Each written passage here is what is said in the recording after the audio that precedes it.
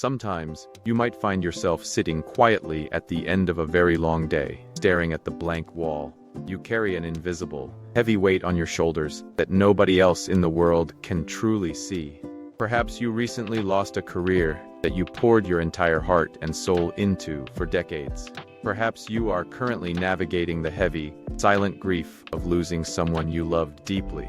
During these quiet, solitary moments in the dark, a very specific and painful question usually echoes loudly in the human mind.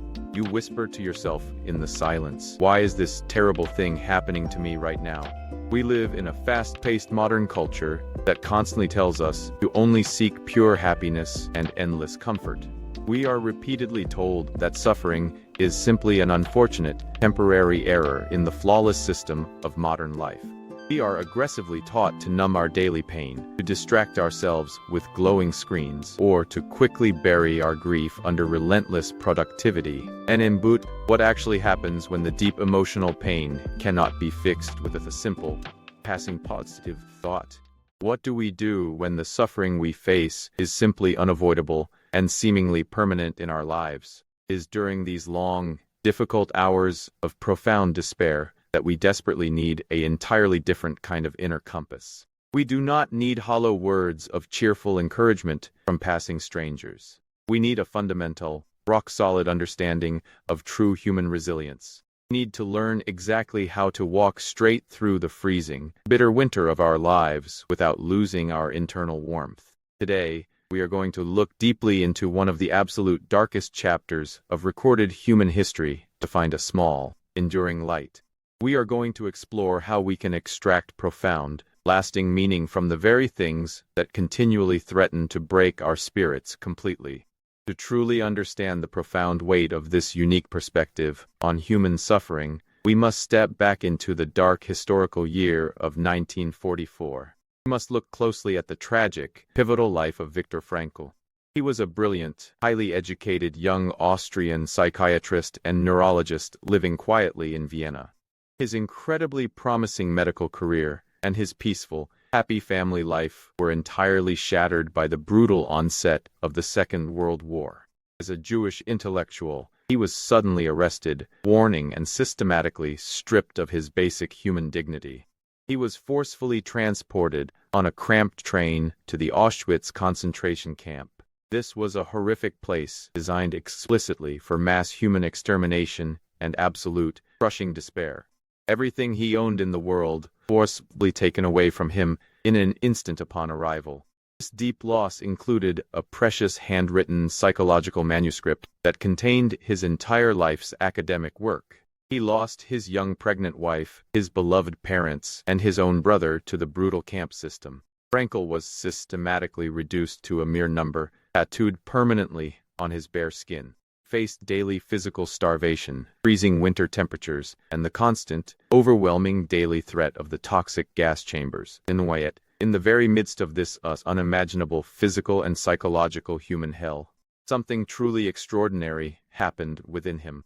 He slowly began to observe his fellow suffering prisoners carefully as a dedicated, objective scientist of the mind.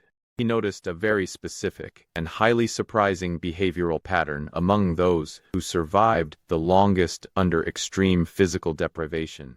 Prisoners who managed to survive were not necessarily the physically strongest muscular laborers in the camp. They were not always the youngest, healthiest men sleeping in the freezing wooden barracks. The fragile individuals who somehow endured were the ones who secretly held onto a vivid, burning sense of future purpose. Some resilient prisoners lived purely to reunite with a beloved child hidden away safely in another European country. Others lived fiercely to finally finish a specific piece of unfinished scientific research or to publish a meaningful book. Frankl himself somehow survived by continuously closing his eyes and visualizing himself standing in a warm, bright lecture hall after the war ended. In his mind's eye, he was passionately teaching young university students about the complex psychology of surviving the camps. Out of this profound, indescribable darkness, he developed the foundation of logotherapy. This is a revolutionary psychological healing approach based entirely on the unbreakable human drive to find personal meaning. He documented this monumental, heartbreaking journey in his timeless philosophical masterpiece, Man's Search for Meaning. The first core insight we can extract slowly from Frankl's deep observation is beautifully captured in a famous quote by the philosopher Friedrich Nietzsche. He who has a why to live for can essentially almost anyhow. Frankl realized deeply that human beings are fundamentally driven by an internal will to meaning, not just superficial will to pleasure.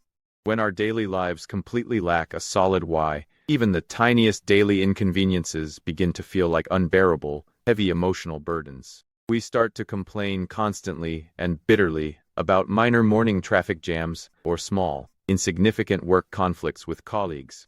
When we are firmly connected to a powerful, genuine life purpose, we can somehow miraculously endure unimaginable physical and mental hardship.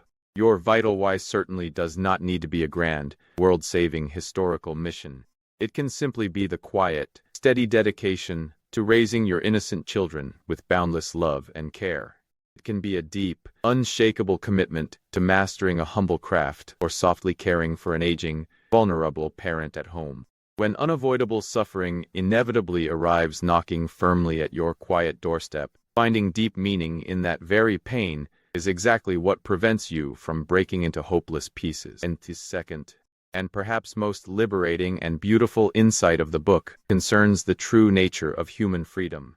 In the harsh camps, the armed guards could easily take away a person's clothes, their daily food, and their physical bodily safety. But Frankl quietly discovered what he powerfully called the last of the human freedoms. This is the absolute, undeniable freedom to consciously choose own internal attitude in any given set of bleak circumstances. You cannot always control the sudden, tragic external events that unexpectedly crash into your fragile life. You certainly cannot easily control sudden illness, sharp economic collapse, or the harsh, unfair actions of other flawed people. But as long as you are conscious and breathing, no external power can ever force you to surrender your internal, dignified response to those events. Even in the terrifying shadow of the gas chambers, Frankl witnessed starving prisoners consciously choosing to give away their last stale piece of bread to console a crying stranger. It is remarkably empowering to quietly realize that the silent psychological space between a tragic stimulus and your personal response belongs entirely to you. Your fundamental dignity as a beautiful human being is never strictly dependent on your uncontrollable external situation. It resides silently and powerfully how you bravely choose to carry your own unique daily cross. Third crucial insight is exactly what Frankl profoundly termed tragic optimism. How do we actually manage to maintain genuine, lasting hope in the harsh face of life's undeniable tragic triad, daily pain, heavy guilt, and the absolute certainty of biological death?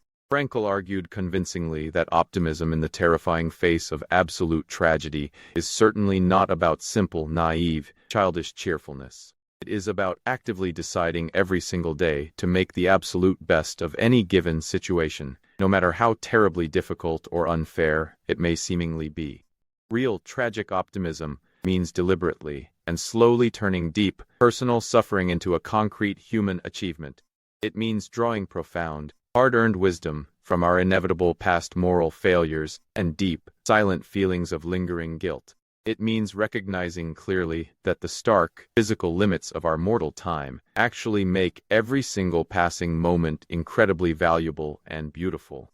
If we were meant to magically live flawlessly forever, without any physical pain or loss, our daily choices would carry absolutely no significant ethical weight or deep meaning, and this so. How do we actively bring this profound psychological wisdom into our own modern, busy daily routines today?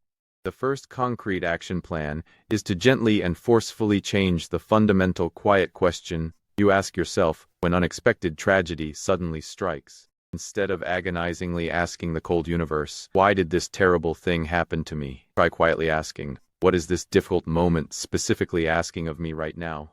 This subtle narrative shift transforms you instantly from a passive, weeping victim of random fate into an active, conscious, powerful participant in your own unfolding life story. The second action is to slowly begin viewing your daily personal sacrifices through the clear, bright lens of life's purpose. and you willingly stay up late in the dark rocking a crying, sick child to gently sleep, you are not just simply losing precious hours of sleep. You are actively answering the deep, beautiful call of unconditional love. When you bravely endure a grueling period of harsh financial stress just to keep your small family safely housed, you are silently building an undeniable, golden legacy of quiet resilience. Frankl beautifully and powerfully reminds us that the ultimate meaning of human life is not something we vaguely search for and suddenly discover, like a magical hidden treasure map. Deeper meaning of life is not a grand, abstract philosophical question that we get to simply ask the silent universe. Rather, it is the universe itself that is constantly, quietly asking us the hard questions every single day.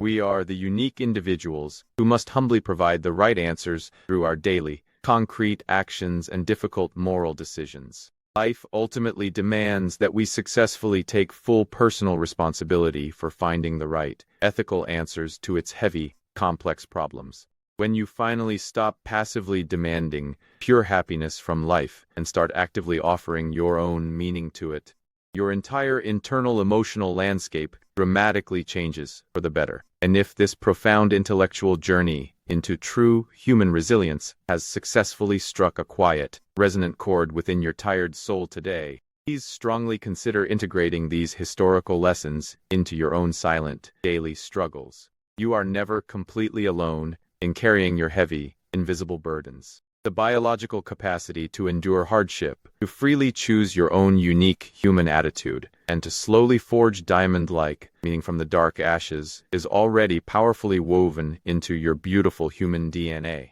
We genuinely hope this deep, careful exploration of Viktor Frankl's timeless masterpiece has successfully gifted a warm moment of peaceful healing reflection.